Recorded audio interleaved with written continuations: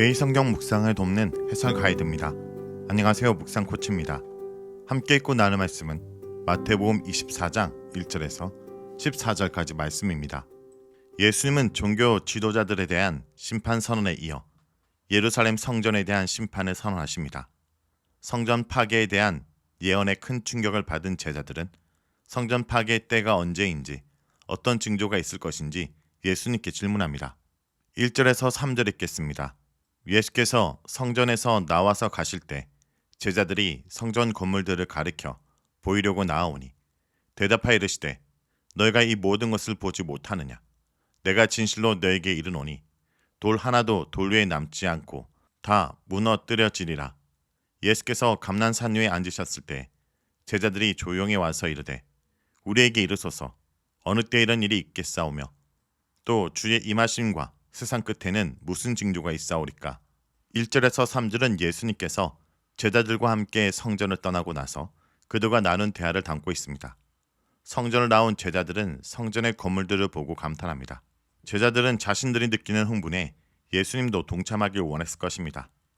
예수님은 돌 하나도 돌 위에 남지 않고 성전이 무너질 것을 예고하십니다. 돌 위에 돌 하나가 남지 않을 것이라는 표현은 그만큼 철저히 성전이 파괴될 것을 암시합니다. 예수님 일행은 예루살렘 동쪽 기드론 골짜기를 지나 올리브산에 이르렀습니다. 예수님은 하나님의 계시, 특히 종말에 대해 알려주실 것입니다.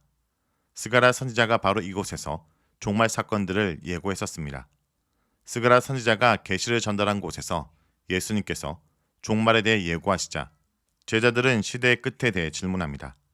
제자들은 구체적으로 성전이 무너지는 때가 언제인지, 그때 어떤 일이 일어날 것인지 묻습니다.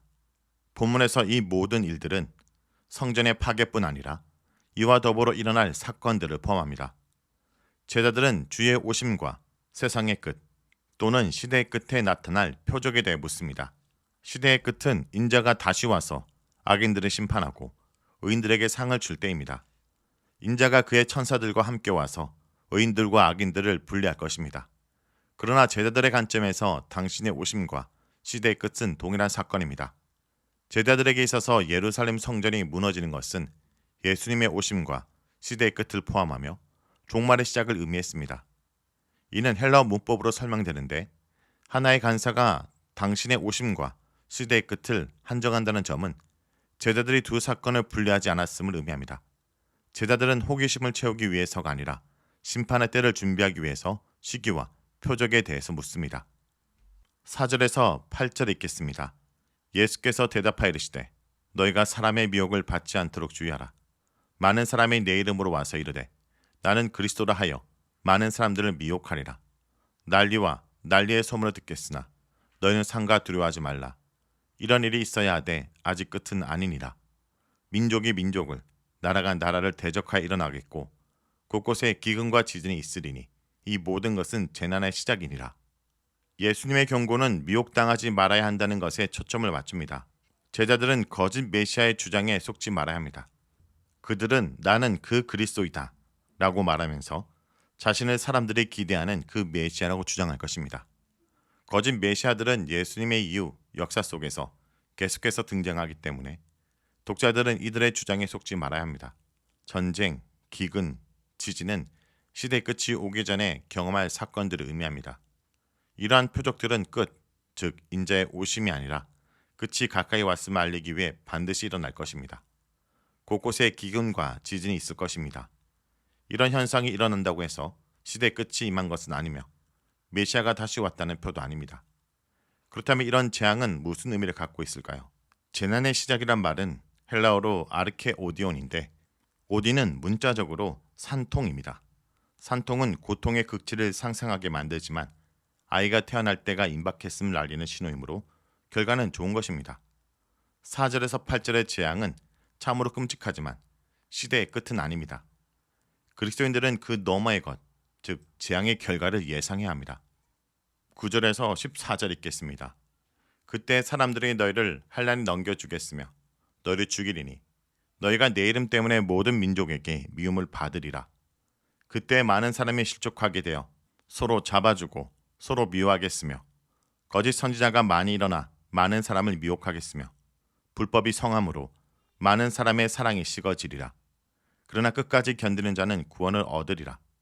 이 천국 복음이 모든 민족에게 증언되기 위하여 온 세상에 전파되리니 그제야 끝이 오리라. 9절에서 14절은 제자들의 질문에 대한 예수님의 답변을 이어가면서 역사의 끝이 오기 전에 일어날 사건들을 포함시킵니다. 9절에서 10절은 핍박, 11절은 거짓 선지자들의 출현, 12절은 불법이 성행해서 사랑이 식음, 13절은 견디는 자들의 구원, 14절은 복음의 전파. 세상의 끝이 오기 전에 그리스도인들은 핍박, 거짓 선지자들, 배교, 열방을 향한 복음 전파를 먼저 경험할 것입니다. 성도들은 환난에 넘겨져 죽을 것이며 모든 민족에게서 예수님 이름 때문에 미움을 받게 될 것입니다. 그리스도인들에게 고난을 주는 주체는 사람들과 모든 민족으로서 유대계의 범위를 넘어섭니다. 그때 많은 사람들이 걸려 넘어지고 서로를 넘겨주고 서로를 미워할 것입니다. 그리스도인들은 반대자들 편에 서서 동료들을 넘겨주고 미워하게 될 것입니다. 교회 밖에서 교회에 대해 갖는 증오심이 교회 안에서도 서로에 대해 표출될 것입니다.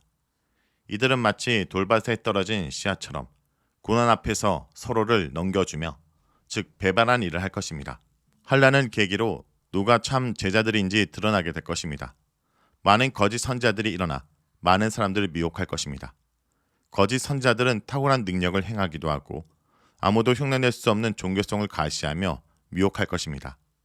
특히 11절을 9절에서 10절과 연결해 보면 사람들은 핍박과 미움이라는 압박 가운데서 거짓 선지자들의 유혹에 넘어가기 쉬울 것입니다. 거짓 선지자들의 미혹 가운데 하나는 핍박과 미움을 받는 대신 이 세대에서 영광을 누리도록 하는 번영신학을 믿게 하는 것입니다. 거짓 선지자들의 가르침은 예수님의 가르침을 왜곡한 것이기에 이들을 따른 결과는 멸망입니다. 핍박 앞에서 교회가 진리를 지키지 못하면 자연스럽게 교회의 사랑이 식습니다. 불법은 하나님의 법을 무시하고 어기는 활동을 의미합니다. 제자 공동체의 특징은 급진적인 사랑, 곧 자연현상으로는 이해할 수 없는 수준의 사랑을 베푸는 것입니다. 불법으로 교회의 본질인 사랑이 식을 것입니다. 모든 율법은 사랑의 이중 계명에 걸려있기 때문에 하나님의 계명을 어기면 동료에 대한 사랑이 식을 수밖에 없습니다. 불법과 사랑은 공존할 수 없습니다. 불법이 힘을 얻으면 사랑이 식고 사랑이 불타오르면 불법이 힘을 잃습니다. 사랑이 아니라 증오를 생산하는 지도자들은 거짓 선지자들입니다. 거짓 선지자들은 그들이 전하는 교리나 행하는 기적이 아니라 삶의 열매로 식별되기 때문에 사랑 없는 선지자는 거짓 선지자입니다. 9절에서 12절에 예고된 비극적인 현실에도 불구하고 끝까지 인내하는 자들은 구원을 얻습니다. 이로써 자신들이 참으로 택함받은 자들임을 증명합니다. 핍박이 오지 않을 때는 누가 참 제자인지 분간하기 어렵습니다. 예수님의 이름 때문에 시련을 받는 현실이 닥칠 때 비로소 신앙의 색깔이 드러나게 됩니다. 역사의 마지막이 오기 전에 나타날 현상 중 하나는 복음이 온 세상에 전해지는 것입니다. 14절의 복음은 28장 18절에서 20절에 복음 전파의 명령을 받은 제자들을 통해 실현될 것입니다. 14절은 13절과 관계를 고려할 때 독자들이 미혹당하고 불법이 침투하는 현상 속에서도 끝이 반드시 올 것을 확신하고 인내하도록 만듭니다.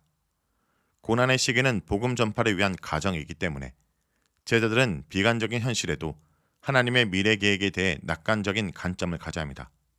역사는 분명한 목적과 끝이 있습니다. 예수님의 부활과 재림 사이에는 수많은 문제와 고통이 생깁니다. 이런 일들의 목표는 혹은 마지막은 예수님의 재림입니다. 역사에 일어나는 수많은 비극적인 표적들은 재림을 예고하는 산통의 역할을 합니다. 하나님은 예수님의 재림을 목표로 역사를 이끌어 가십니다. 또한 복음의 전파의 완성이 끝을 가져옵니다. 부활과 재림 사이에 하나님의 관심은 복음이 모든 민족에게 전파되는 것입니다. 자, 여기까지가 마태복음 24장 1절에서 14절까지 말씀입니다. 오늘 말씀을 통해 우리는 무엇을 묵상하고 적용해야 할까요? 끝까지 믿음을 지키고 복음을 전해야 합니다. 마지막 때에는 제자들은 극심한 고난을 당하며 신앙의 위협과 거짓 선지자들의 미혹을 받게 될 것입니다. 그로 인하여 많은 사람들의 신앙을 포기하겠지만 우리는 끝까지 흔들리지 않고 인내해야 합니다. 성도 여러분, 혼란한 세상 속에서도 인내하며 신앙을 지키고 복음을 전하는 삶을 살아가길 간절히 기도드립니다.